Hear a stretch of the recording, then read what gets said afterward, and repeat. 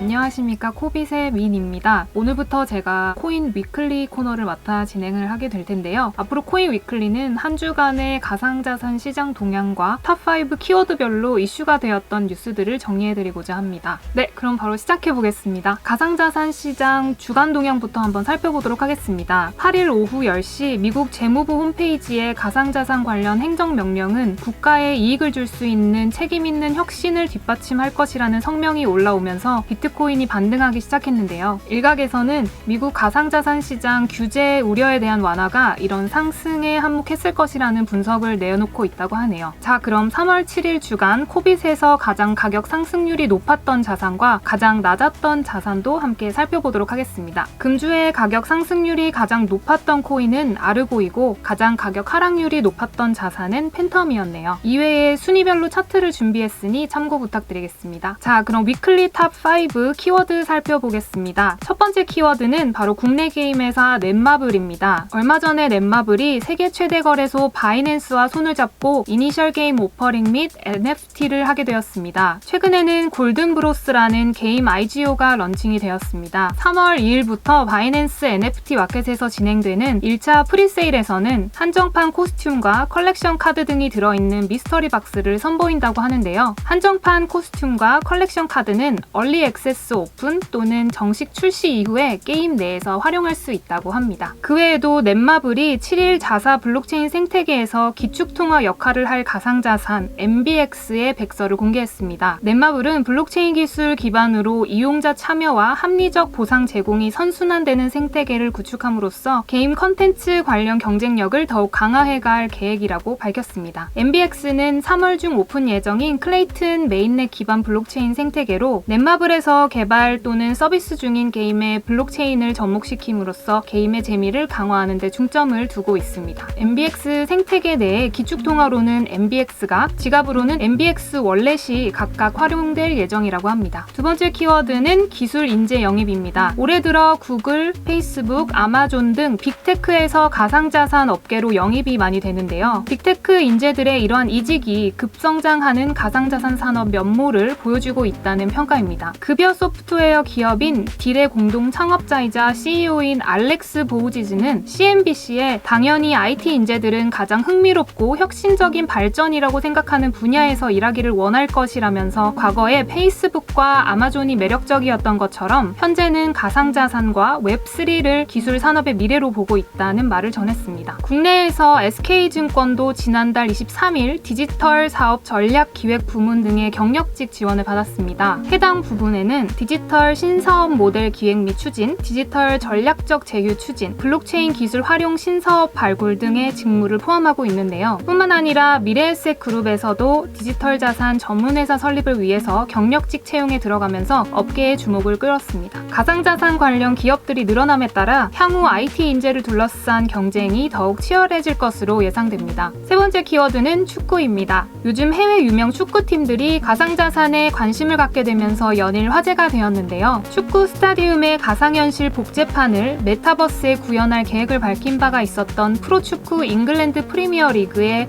맨체스터 시티가 가상자산 거래소 OKX와 스폰서 계약을 체결했다고 포브스가 전했는데요. 아직 세부 사항은 공개되지 않았지만 이번 계약을 통해 맨체스터 시티의 홈경기 구장인 에티하드 스타디움과 구단 훈련용 구장에 암호화폐 광고물을 설치할 것으로 예상됩니다. 또한 스페인 유명 축구 클럽인 FC 바르셀로나가 자체 가상자산을 출시할 예정이라고 코인데스크도 전했습니다. 후안 라포르테 FC 바르셀로나 회장은 우리 클럽은 자체 가상자산과 메타버스 개발을 원하기 때문에 관련 기업에서 먼저 온 제안을 거부했다라고 밝혔습니다. 많은 이들을 열광하게 하는 스포츠인 축구, 과연 가상자산 메타버스와 어떻게 연계될지 상당히 기대되는 부분입니다. 최근 들어 우크라이나 러시아 전쟁 관련해서 우크라이나에 대한 걱정이 상당한데요. 우크라이나를 위한 가상자산 기부는 현재 6천만 달러가 모금이 되었습니다. 하나로 약 750억 원 정도인데요. 마켓워치에 따르면 우크라이나의 알렉스 보르냐코프 디지털 전환부 차관이 가상자산은 전통적인 은행 시스템보다 가상자산을 통해 기부금을 더 빨리 모금할 수 있는 장점이 있다고 전했습니다. 전시의 금융업계 대응은 매우 빨라야 하며 은행 시스템으로는 2-3일 내에 결제를 완료할 수가 없고 또 우크라이나 군을 돕고 사람들을 더 빨리 도울 수 수 있는 도구가 필요했는데 가상자산을 통해 5분에서 10분 안에 거래를 할 수 있고 이는 은행 승인도 필요 없다라고 설명을 덧붙였습니다. 추가적으로 이번 달 7일 SK증권사에서 내놓은 리서치에 따르면 우크라이나 전쟁과 비트코인 보고서를 통해 러시아의 우크라이나 침공 이후 가상자산의 활용도가 증가하고 있다며 비트코인을 비롯한 가상자산의 지정학적 리스크에서 부각받을 수 있다는 것을 재확인하였고 모금 활동과 국가 지갑 공개를 통해 가상자산을 인정할 수 있는 국가가 늘어날 수 있다라는 가능성을 확인했습니다. 또 제도권 및 정부가 가상자산에 영향력을 미칠 수 있다는 점도 예상할 수 있다라는 진단을 했다고 하네요. 마지막 키워드는 바로 거래 지원입니다. 최근 들어 많은 업체들이 가상자산 거래 지원 소식을 전했는데요. 가상자산 전문 미디어 비트코인닷컴에 따르면 브라이언 체스키 에어비앤비 최고 경영자가 1일 CNBC와의 인터뷰에서 가상자산 결제 도입 가능성을 재차 언급했습니다. 이날 그는 아직 가상자산 결제 도입과 관련해 발표할 것은 없지만 개인적으로 가상자산은 흥미로운 기술이라고 생각하며 결제 지원을 지지하는 입장이라고 밝혔습니다. 또한 인터넷 경매 및 전자상거래 플랫폼인 이베이가 가상자산 결제 옵션을 추가로 준비 중이라고 밝혔습니다. 제이미 아이어넌 이베이 CEO는 더 스트리트와의 인터뷰에서 이베이는 MZ세대의 시장이 될 것이라는 목표를 가지고 있으며 조만간 가상자산 결제를 도입할 수 있을 것이라고 말을 전했습니다. 국내 기업으로는 BC카드가 지난 4일 싱가포르 크립토닷컴 헤드쿼터 오피스에서 BC카드, 크립토닷컴, 비자 3사 간의 업무 협약을 체결했다고 밝혔습니다. 최원석 BC카드 사장은 BC카드는 40년간 쌓아온 결제 네트워크를 바탕으로 인도네시아, 베트남 등의 사업을 확장하고 있다며 이번 글로벌 디지털 플랫폼과의 연결을 통해 고객과 가맹점에 블록체인 기반의 새로운 경험과 유익한 혜택을 제공할 수 있을 것이라고 말했다고 합니다. 이상 가상자산 시장 한 주간의 동향을 살피는 코인 위클리였습니다.